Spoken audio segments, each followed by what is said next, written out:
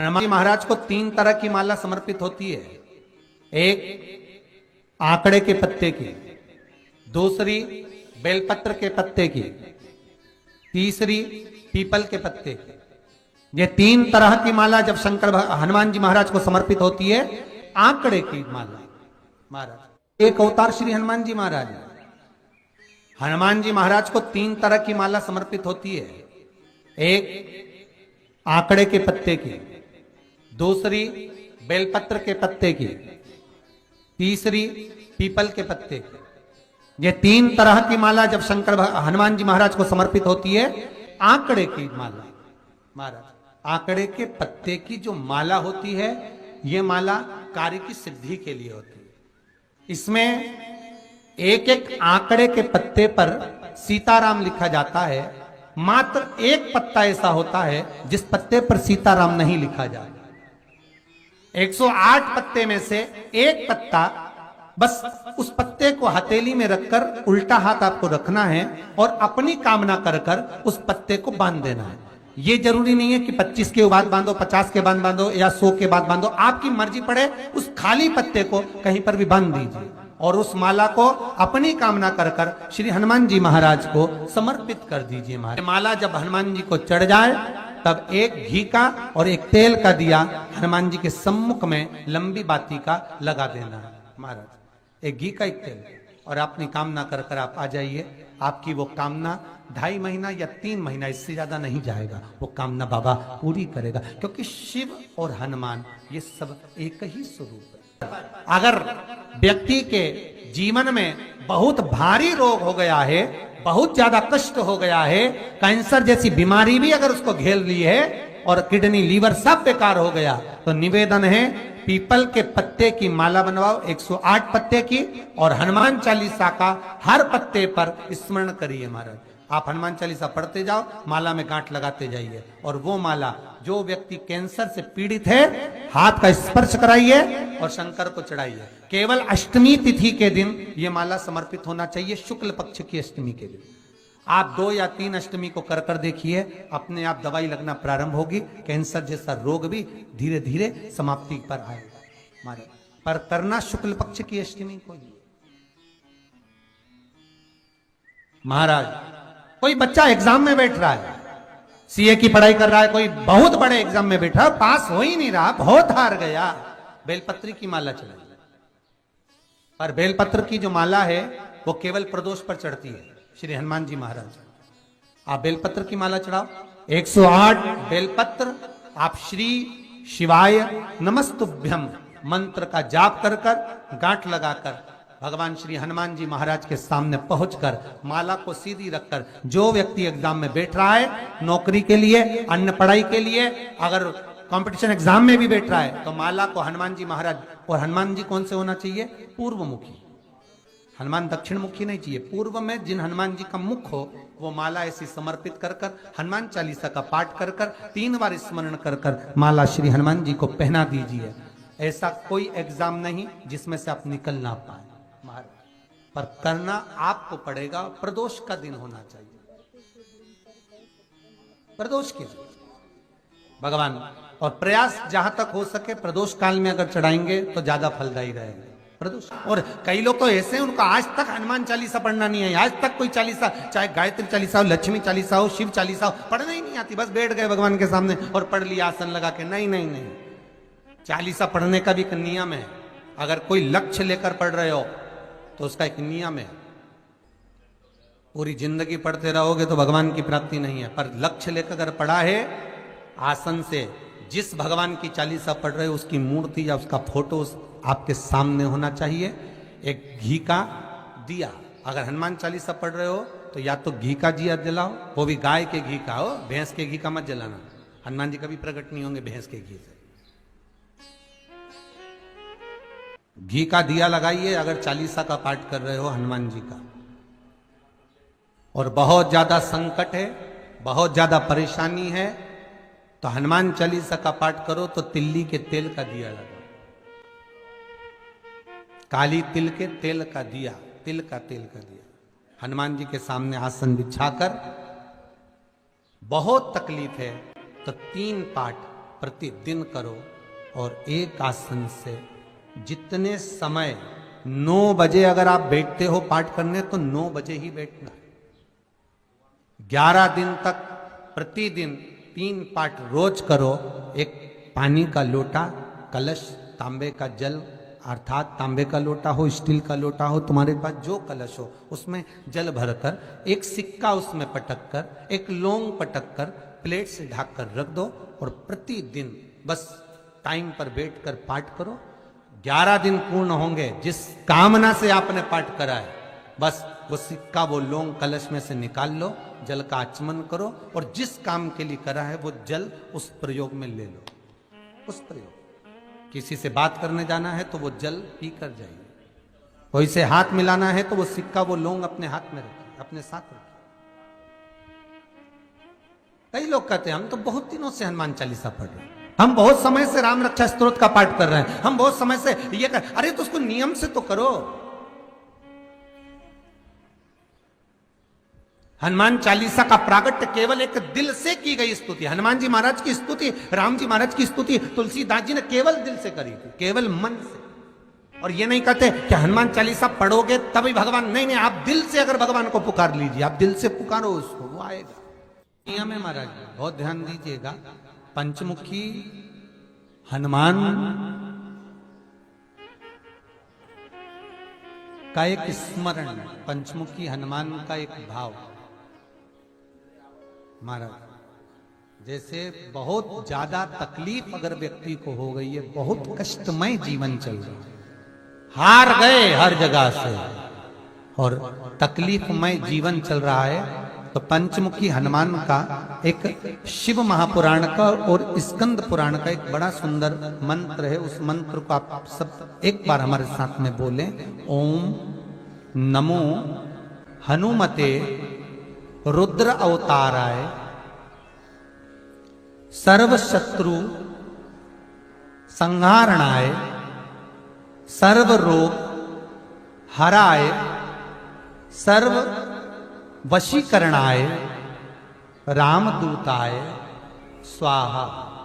बस इस मंत्र को हाथ में काली तिल लेकर, एक जौ लेकर और गूगल लेकर, थोड़ा सा उसमें गाय का घी डालकर, कंडे को या अग्नि को जलाकर इस मंत्र का 11 बार 21 बार जाप कर कर अपनी कामना कर कर छोड़ दीजिए। कैसा भी रोग हो, बीमारी हो, कष्ट हो, दुख हो, तकलीफ हो, 21 दिन के अंदर वो आनंद आना प्रारंभ कर देता है। महाराज इस मंत्र, स्कंद पुराण का, शिव महापुराण का ये मंत्र मूल पंचमुखी हनुमान सुख देंगे। और एक और चीज याद रखिए महाराज, यदि कोई काम के लिए जा रहे हो, कोई व्यापार के लिए जा रहे हो या नौकरी करने के लिए जा रहे हो और लगी नहीं रही, बहुत तकलीफ पा रहे हो, सर्विस ही नहीं लग रही, बहुत कष्टमय हो गया, तो निवेदन करूंगा 5 पीपल के पत्ते पर बेसन के 5 लड्डू घर में बने हुए, गाय के घी के 5 लड्डू रख लो, उस लड्डू के बीचों बीच एक आटे का दिया और उसमें तिल्ली का तेल डालकर इसी मंत्र का प्रयोग कर कर पंचमुखी हनुमान का किसी भी हनुमान के मंदिर में जाकर, दक्षिण मुखी हनुमान के मंदिर में जाकर उसको रख कर आ जाइए। इसके बाद आप उस काम के लिए जाइए, आपका काम सफल हो जाएगा। आपको किसी को नहीं कहना पड़ेगा कि हाथ जोड़ना नहीं पड़ेंगे, किसी के पांव नहीं पड़ना पड़ेंगे, तुरंत काम होगा। बस इस मंत्र का स्मरण कर कर पंचमुखी हनुमान का भूतेश्वर जो मंत्र है वो सुख देने वाला, आनंद देने वाला, सहज नहीं महाराज, सुख की खान है, आनंद की दुनिया में। महाराज आप कोई बहुत बड़ा काम करने जा रहे हो, बहुत बड़ा यज्ञ अनुष्ठान, विवाह, शादी आदि आदि फंक्शन करने जा रहे हो, 4 दिन 8 दिन के लिए आप घर से बाहर जा रहे हो और आपको लगता है कि घर में ताला कैसे लगाएं, तो निवेदन है एक तांबे के कलश में जल भर लीजिए और जल भरकर उसमें थोड़ी सी काली तिल डाल दीजिए, भूतेश्वर शिव का नाम लेकर। कौन से शिव का? भूतेश्वर, शमशानवासी भूतेश्वर शिव का नाम लेकर काली तिल डाल दीजिए, कलश को प्लेट से ढक दीजिए, घर के किसी भी भाग में उसको रख दीजिए।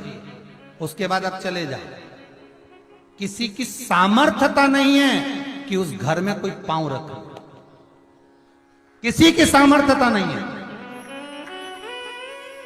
और अगर कोई भूले से पांव भी रख दिया तो 22 दिन या 21 दिन के अंदर उसको, जैसे लोगों को हवा आती है ना, बस उसको चक्कर आना चालू हुआ, बाल खोल खोल के घुमा मिलेगा।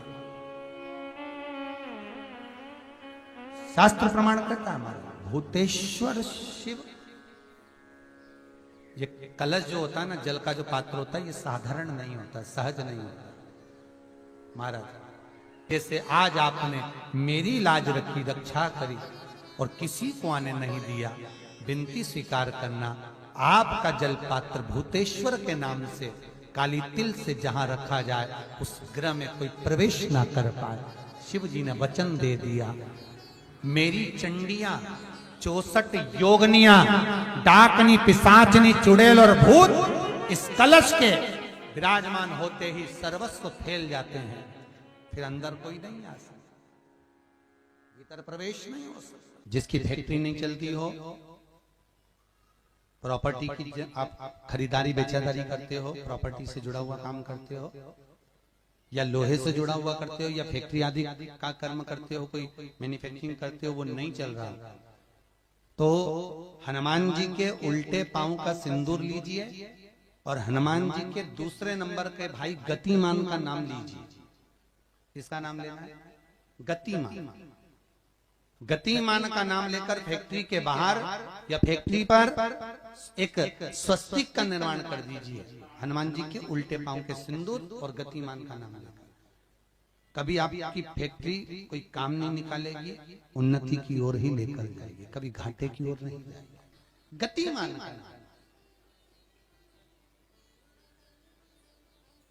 रतिमान, केतुमान, मतिमान, ये जितने भी नाम है हनुमान जी के भाइयों के, ये सब कल्याण करते, एक एक नाम कल्याण करते हमारे, एक एक।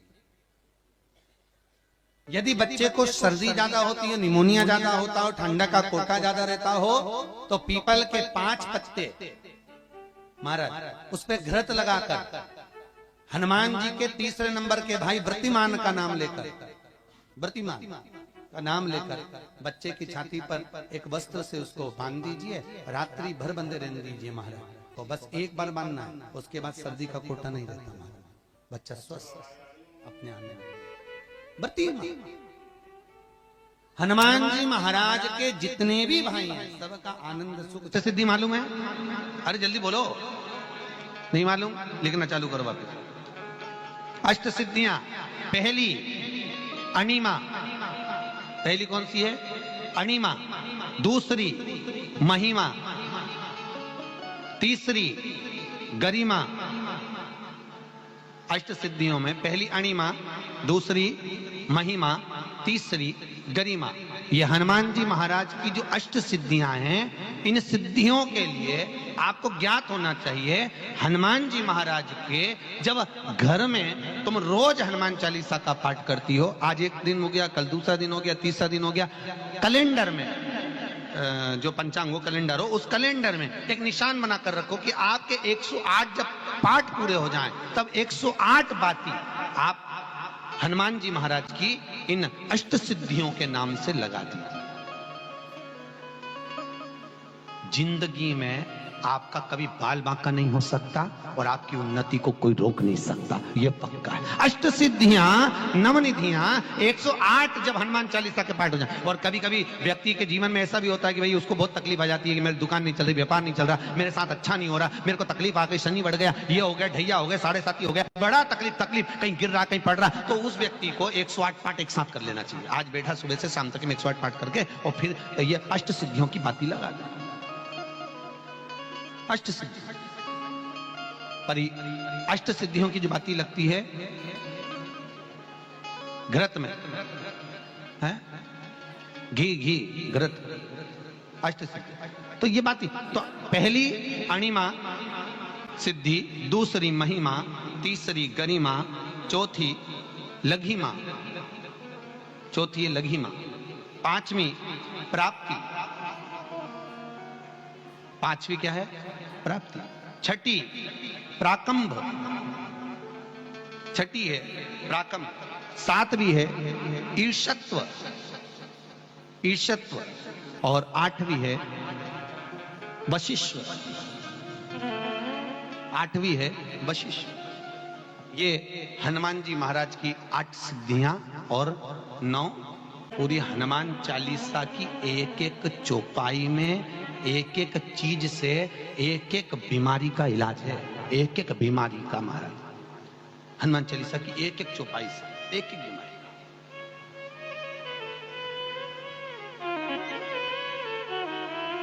का। हमारे जीवन को हम चौपाइयों के क्रम से एक एक शब्द का भान करें कि वो उससे हमें प्राप्ति क्या है।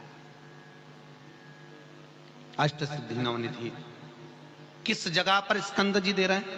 नवनिधियां, जहां पर सेतु बंद हुआ, जहां पर सेतु। तो आप रामेश्वर जाएं, पुराने डाकघर के पास में आज भी 9 शिलाएं नवनिधि के लिए स्कंद देव ने वहां विराजमान करी थी।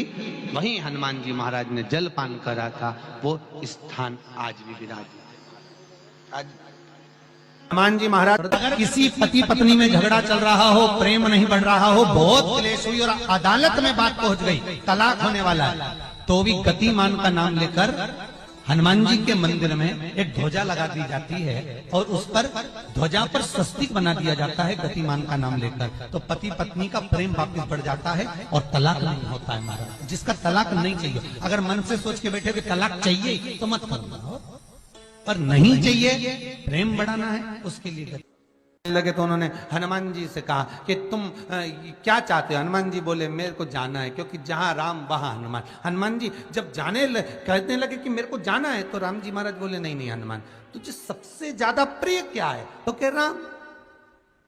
तो हनुमान तू कह रहा है सबसे ज्यादा प्रिय है राम प्रिय है, तो एक बार जिस समय देवऋषि नारद का अपमान हुआ, विश्वामित्र बाबा का अपमान हुआ, उस समय पर एक राजा ने जब अपमान करा तो तूने उसको राम नाम लिखकर एक जगह पर बिठा दिया और कहा कि तू राम नाम जपते रहे। उसने राम नाम जपा। तब हनुमान याद कर, मेरे सम्मुख में तू खड़ा था और युद्ध होने वाला था, तो तूने क्या कहा था?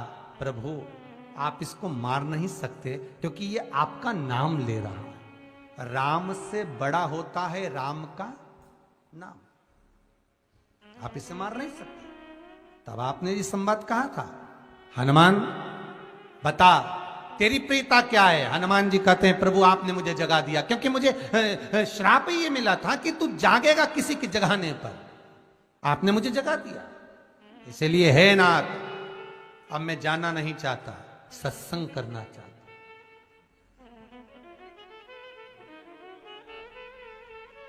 श्री राम जी का चरित्र है, अब मैं सत्संग करूंगा, भजन करूंगा, नाम जाप करूंगा। पर राम जी जानते हैं हनुमान से कहा, हनुमान मेरा जाने का समय आ गया, मुझे तो जाना पड़ेगा ना। सीता पृथ्वी में चली गई, मुझे भी जाना है, मैं सरयू के जल में अपने प्राणों को त्यागूंगा, मानव का शरीर है इसको त्यागना तो पड़ेगा ना हनुमान। हनुमान जी बोले तो त्याग दो, त्यागने में क्या दिक्कत है, त्यागो आप तो। पर दिक्कत एक बहुत बड़ी है। तो राम जी ने जैसी कहा दिक्कत बहुत बड़ी है, तो हनुमान जी पूछे ऐसी कौन सी दिक्कत है? हनुमान जी के शब्द सुने तो राम जी बोले, जब जिस समय पर तुम सूर्य को निगल गए थे, इंद्र को क्रोध आया था और इंद्र ने तुम पर वज्र का जब प्रहार करा था, जब वज्र का प्रहार इंद्र ने करा तब तुम्हारा नाम हनुमान हुआ। तब सारे देवी देवताओं ने तुम्हें वर प्रदान करा। उस जगह पर यमराज भी खड़ा था, तो यमराज ने तुम्हें वर दिया था कि जहां हनुमान होगा वहां यमराज नहीं होगा। अब दिक्कत यह है कि मुझे प्राण त्यागना है और तू मुझे 1 मिनट के लिए नहीं छोड़े, तो यमराज आएगा कैसे? दिक्कत वहां अड़ी पड़ी।